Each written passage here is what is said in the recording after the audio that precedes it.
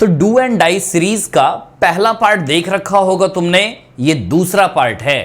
पहले पार्ट में चर्चा की गई क्लास 11th के मेन इंपॉर्टेंट टॉपिक जो भी हैं एनसीईआरटी के, जो एग्जाम में पूछे जाते हैं, पिछले 10-11 सालों में पूछे गए हैं, उनकी हमने एक टॉपिक्स की बात की थी।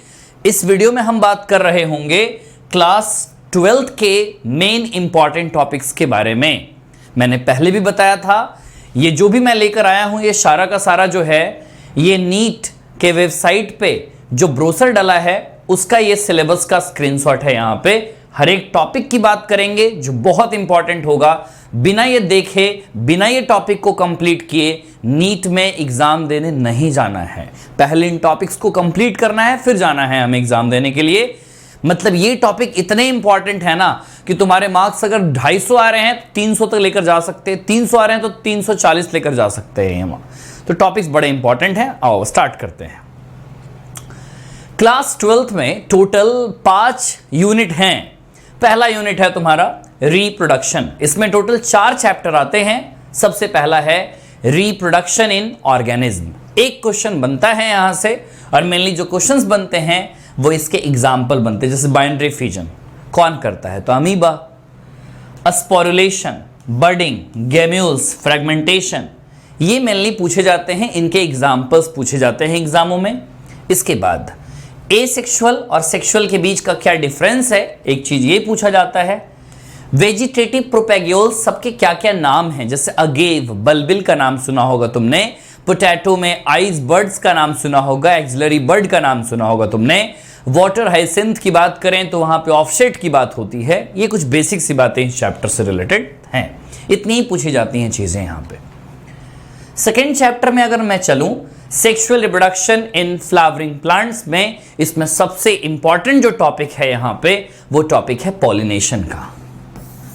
पॉलिनेशन से क्वेश्चंस आते हैं, विंड पॉलिनेशन, वाटर पॉलिनेशन, ये सब पॉलिनेशन के क्वेश्चन आते हैं। डबल फर्टिलाइजेशन के दोनों इवेंट्स पूछे जाते हैं। इसके बाद यहां पे जो इंडोस्पर्म है और नॉन इंडोस्पर्म है, ये बहुत इंपॉर्टेंट है एग्जांपल्स। पार्थिनोकार्पी, बनाना, ऑक्सीन हार्मोन, ये चीजें हमारे लिए इंपॉर्टेंट हैं। इसके बाद कम से कम ये बेसिक चीजें जरूर कर जाएं, इतने बहुत काम की चीज है। और पॉलीम्ब्रियोनिक की डिस्कवरी, पॉलीम्ब्रियोनिक के एग्जांपल्स, ये बहुत इंपॉर्टेंट है। चैप्टर नंबर 3 है ह्यूमन रिप्रोडक्शन। सेक्सुअल रिप्रोडक्शन से जहां 2 से 3 क्वेश्चन पूछे जाते हैं, ह्यूमन रिप्रोडक्शन से भी 3 से 4 क्वेश्चन आते हैं। ह्यूमन रिप्रोडक्शन में सबसे ज्यादा फोकस करना है मेंस्ट्रुअल साइकिल पे, क्योंकि आज तक सबसे ज्यादा जो क्वेश्चंस बने हैं वो मेंस्ट्रुअल साइकिल पे बने हैं।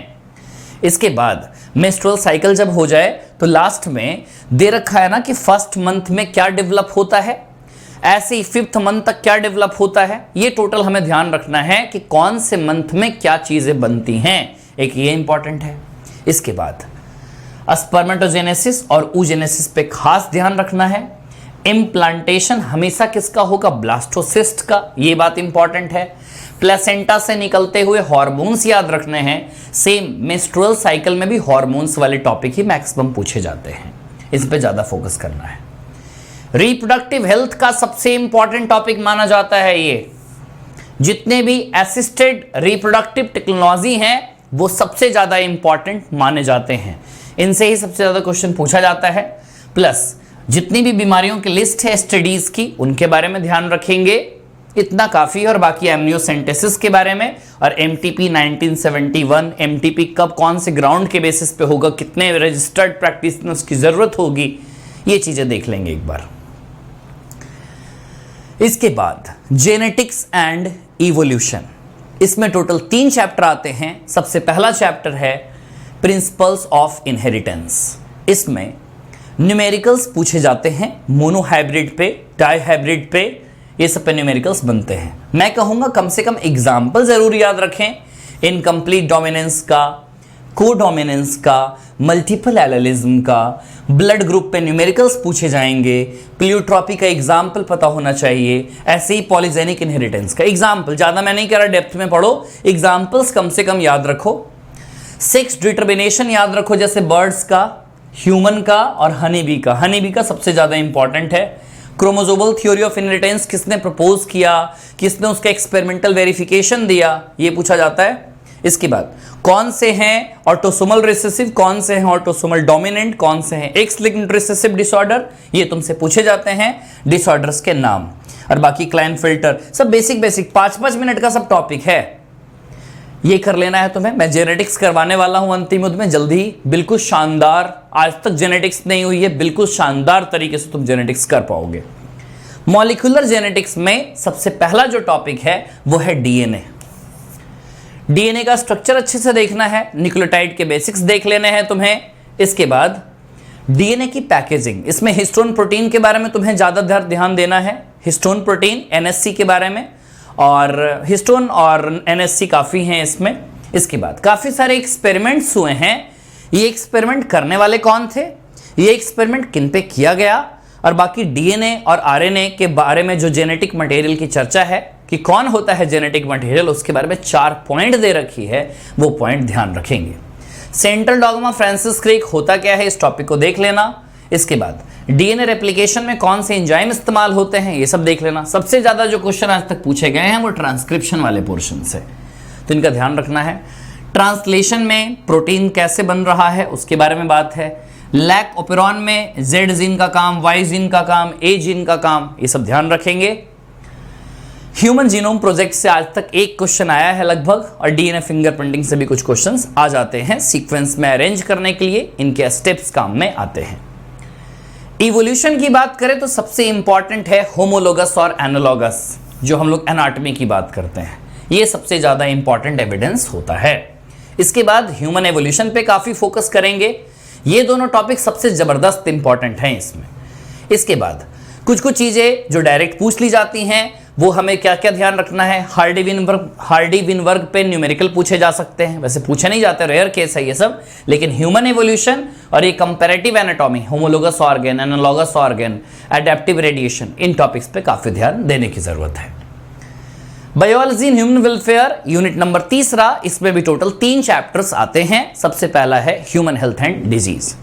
ह्यूमन हेल्थ एंड डिजीज में जितनी भी बीमारियां हैं वो कौन से पैथोजेन से होती हैं, उनमें क्या सिम्टम्स होता है, इसका ख्याल अच्छे से रखेंगे। कैंसर की बात करें हम तो कैंसर में मोस्ट फियर्ड प्रॉपर्टी जैसे मेटास्टैसिस की बात, कॉन्टैक्ट इनहिबिशन की बात, फिर ट्रीटमेंट कैसे होता है, फिर कहाँ पे नॉन आयोनाइजिंग रेडिएशंस हैं, कहाँ पे आयोनाइजिंग रेडिएशंस हैं, इनका ख्याल। इसके बाद एड्स की अगर हम बात करें तो एड्स में बहुत जरूरी है, हेल्पर टी सेल्स के नंबर कम हो जाते हैं, इन्हीं पे मैक्सिमम क्वेश्चंस बने हैं। और बाकी ड्रग्स वाला पोर्शन अच्छे से कर लें कि किसका रिसेप्टर कौन होता है, जैसे कैनाबिनॉइड का, ओपियोइड का, इरिथ्रोजाइलम, कोका वगैरह का, ये काफ़ी इतने काम के हैं। और बाकी इम्यूनोलॉजी की बात करें तो इनेट इम्यूनिटी के जो 4 बैरियर हैं ना, उनको ध्यान रखेंगे अच्छे से। और एक्वायर्ड में बात करेंगे खासकर एक्टिव और पैसिव इम्यूनिटी के बारे में कि किसको किस में रखा जाएगा, जैसे एंटी टेटनस सीरम है तो उसको किस में रखेंगे हम, ये काफ़ी इंपॉर्टेंट हो जाता है, याद रखना। चैप्टर नंबर 9, इसमें से क्वेश्चन 1 से 2 पूछे जाएंगे। इसमें मेनली फोकस रखना है प्लांट ब्रीडिंग के स्टेप्स पे। टिश्यू कल्चर में हम कुछ टर्म्स की बात करेंगे, जैसे माइक्रो प्रोपेगेशन क्या है, सोमैटिक हाइब्रिडाइजेशन क्या है, टोटिपोटेंसी क्या है, ये सब काफी ज्यादा कॉमन है। सिंगल सेल प्रोटीन में मिथाइलोफिलस मिथाइलोट्रोपस का याद रखें। बायोफर्टिफिकेशन इंपॉर्टेंट टर्म है। और एनिमल हस्बेंड्री में हम इन ब्रीडिंग पे ज्यादा फोकस करें, इन ब्रीडिंग, आउट ब्रीडिंग, ये इंपॉर्टेंट और काफी ज्यादा अच्छे टॉपिक माने जाते हैं नीट में। माइक्रोब्स वाला एक ऐसा चैप्टर है जिसमें पेज नंबर 183 की एक एक लाइन पढ़ जाएं, ऊपर वाली पैराग्राफ की। 183 सबसे ज्यादा इंपॉर्टेंट है। इसके बाद सीवेज वाले में भी प्राइमरी ट्रीटमेंट, सेकेंडरी ट्रीटमेंट, फ्लॉक्स क्या होता है, ये चीजें ध्यान रखेंगे, इतना काफी है इसमें। 183 तो सबसे इंपॉर्टेंट है। बायोटेक में टोटल 2 चैप्टर आते हैं। चैप्टर नंबर 11 जिसमें प्रिंसिपल्स की बात होती है, तो बायोटेक्नोलॉजी में बात करेंगे हम कि process of recombinant DNA technology, आखिर ये होता कैसे है पूरा प्रोसेस, इस सीक्वेंस में इसमें देखना है हमें। आरई का काम क्या होता है, फिर एनसीईआरटी में एक डायग्राम दे रखा है प्लाज्मिड पीबीआर 322 का, उस पर बहुत अच्छे से ध्यान रखने की जरूरत है। डाउन स्ट्रीमिंग प्रोसेसिंग क्या होता है, इस पर ध्यान देंगे। ये इतना यही है बायोटेक में ज्यादातर। बाकी स्पूलिंग क्या होता है, जेल इलेक्ट्रोफोरेसिस क्या होता है, इथिडियम ब्रोमाइड क्या है, ऑरेंज बैंड क्या है, यूवी लाइट क्या है, इल्यूशन क्या है, ये सब चीजें। बायोटेक की एप्लीकेशन में सबसे इंपॉर्टेंट जो है वो है जीन थेरेपी वाली चीज, जो 4 साल की बच्ची में एडेनोसिन डीएमिनेज की कमी है, उस पर मैक्सिमम क्वेश्चंस पूछे गए हैं। इसके बाद ह्यूमन इंसुलिन में जो एबीसी चेन है उन पे ध्यान देंगे, ये दोनों टॉपिक बहुत इंपॉर्टेंट हैं। बाकी बीटी क्रॉप्स में देख लेंगे, बीटी का मतलब बैसिलस थ्रिंजिएंसिस है। इकोलॉजी से टोटल 10 क्वेश्चन का वेटेज बनता है और आते हैं इसमें टोटल 4 चैप्टर्स। तो ये 4 चैप्टर्स कौन कौन से हैं? पहला है ऑर्गेनिज्म एंड एनवायरनमेंट। इसमें फोकस क्या रखना होगा हमें? सबसे ज्यादा जो ये पॉपुलेशन इंटरेक्शन के एग्जाम्पल्स इसमें दे रखे हैं, जैसे अमेंसेलिज्म में बात एंटीबायोटिक्स की करेंगे, म्यूचुअलिज्म में बात हम करेंगे माइकोराइजा की बात करेंगे, प्लांट एनिमल रिलेशनशिप की बात होती है। तो ओवरऑल इन पे ज्यादा फोकस रखना है। Niche term functional role plus habitat पे फोकस रखना है। एडेप्टेशंस में ऑल्टीट्यूड सिकनेस पे फोकस रखना है। ये मेजर टॉपिक्स हैं जहां से क्वेश्चंस बनते हैं। इकोसिस्टम की बात करें हम, इकोसिस्टम में मेनली प्रोडक्टिविटी पे ध्यान रखेंगे। एनपीपी क्या होता है, जीपीपी क्या होता है, उसमें आर का मतलब क्या होता है, प्राइमरी प्रोडक्टिविटी, सेकेंडरी प्रोडक्टिविटी, ये सब। डिकम्पोजिशन एक इंपॉर्टेंट टॉपिक है, उसी के जस्ट नीचे। तो ये दोनों टॉपिक इंपॉर्टेंट है, ठीक है। इसके बाद कौन सा पिरामिड अपराइट है, कौन सा पिरामिड इन्वर्टेड है, इनको अच्छे से याद रखा जाए। और एनर्जी पिरामिड तो ऑलवेज अपराइट होते हैं। न्यूट्रिएंट साइक्लिंग की बात करें तो 2 बड़े इंपॉर्टेंट टर्म आते हैं एनसीईआरटी में, एक आता है स्टैंडिंग स्टेट और एक आता है स्टैंडिंग क्रॉप। दोनों पे अच्छे से फोकस करेंगे। इसके बाद यही मेजर टॉपिक है और बाकी इकोलॉजिकल सक्सेशन में कुछ टर्म आते हैं, जैसे क्लाइमेक्स कम्युनिटी क्या होता है, इकोलॉजिकल सक्सेशन क्या होता है, सेरे क्या होता है, पायनियर कम्युनिटी क्या होता है, फिर पहले कहां प्राइमरी सक्सेशन, कहां सेकेंडरी सक्सेशन, इसके एग्जाम्पल्स जरूरी हैं। और सब जाना चाहते हैं मेजिक कंडीशन की तरफ, ये भी जरूरी है। बायोडायवर्सिटी की हम अगर बात करें तो सबसे शानदार जो टॉपिक इसमें है वो है in situ and ex situ conservation. In situ और एक्स सीटू से मैक्सिमम क्वेश्चन पूछे जाते हैं, जैसे ये हॉटस्पॉट से रिलेटेड, फिर बायोस्फीयर रिजर्व से रिलेटेड, नेशनल पार्क से रिलेटेड और सेंचुरीज से रिलेटेड। ये पूछे और भी जा सकते हैं, लेकिन सबसे ज्यादा इन सीटू और एक्स सीटू से क्वेश्चंस आए हैं। लास्ट है एनवायरमेंटल इशू। इसमें केस स्टडी जितने भी दे रखे हैं ना वो सारे पढ़ेंगे। केस स्टडी मुझे लग रहा है इस बार फोम का चांस है। जो वाटर का केस स्टडी है ना, जो कैलिफोर्निया की केस स्टडी है फ्रेंड्स ऑफ आर्कटिका मार्श, इसके आने के चांसेस पूरे मुझे लग रहे हैं। तो इनको अच्छे से पढ़ेंगे। और बाकी ओजोन डिप्लेशन में बात करेंगे हम मॉन्ट्रियल प्रोटोकॉल की और डब्शन यूनिट्स वगैरह की। और ग्लोबल वार्मिंग में बात परसेंटेज की, CO2 का परसेंटेज 60%, मिथेन का परसेंटेज 20%, CFC का 14% और N2O का 6%। ये बातें इंपॉर्टेंट हैं, ठीक है। इसके बाद एयर पोल्यूशन 1981, डेट्स मतलब सारे देख लेना। फिर इसमें 1987 में नॉइज को भी इंक्लूड किया गया है। ये सब चीजें हैं। वाटर पोल्यूशन 1974 में। रेडियो एक्टिव वेस्ट मैनेजमेंट में 2 मेजर प्रॉब्लम्स क्या क्या आते हैं, एक लीकेज का प्रॉब्लम है और एक कैसे स्टोर कर रखे हैं हम उसे। फिर ये सब चीजें देख लेंगे। और बाकी केस स्टडी बहुत जरूरी है। और इन्वायरमेंट वाला लास्ट जो टॉपिक है ना, डिफॉरेस्टेशन, उस पर अच्छे से फोकस करेंगे।